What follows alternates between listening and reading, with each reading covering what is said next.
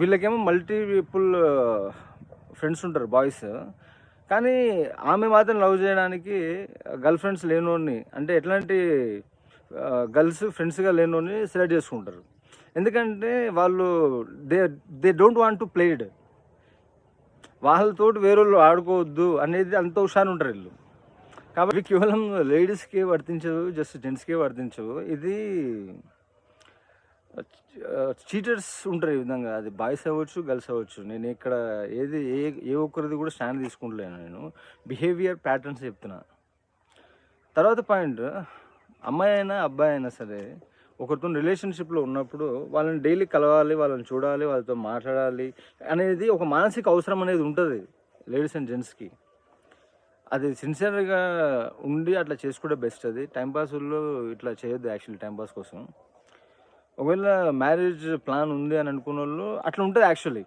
కలవాలి, చూడాలి, మాట్లాడాలి అనే కోరిక ఉంటుంది.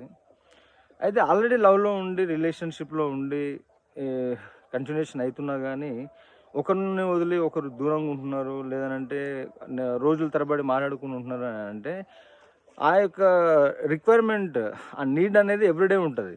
కానీ అది వీడితోటి లేదంటే ఈమెతోటి ఫుల్ఫిల్ అవ్వకుండా వేరే వాళ్ళు ఉండొచ్చు అక్కడ ఆ ప్లేస్లో. అట్లా జరగడానికి ఛాన్స్ ఉంటుంది. కాబట్టి లేడీ అయినా జెంట్స్ అయినా మనకు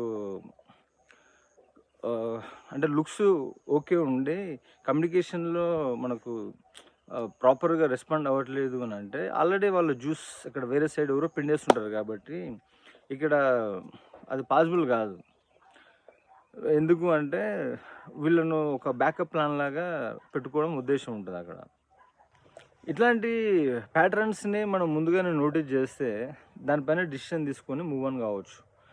ఇన్ కేస్ చాలామంది ఏంటంటే మళ్ళీ దాంట్లో కూడా ఈ ప్యాటర్న్స్, ఈ రెడ్ ఫ్లాగ్స్ అన్నీ కూడా చూస్తూ కూడా ఇనిషియల్ డేటింగ్ స్టేజ్లోనే ఇవన్నీ కనిపించినా వాటిని ఇగ్నోర్ చేస్తే ముందుకు వెళ్ళిన తర్వాత సిచ్యువేషన్ మరీ వరస్ట్ అవుతుంది, చాలా హార్డ్గా హిట్ చేస్తుంది. అది అంత తీసుకొని మేము మళ్ళీ ముందుకు రాగలుగుతాము, ఆ డిప్రెషన్ నుంచి గెట్ రీడ్ ఆఫ్ కాగలుగుతాము అనుకుంటే వెళ్ళొచ్చు. ఇదంతా సైకాలజీ థీసిస్ చదివి చెప్తున్నా.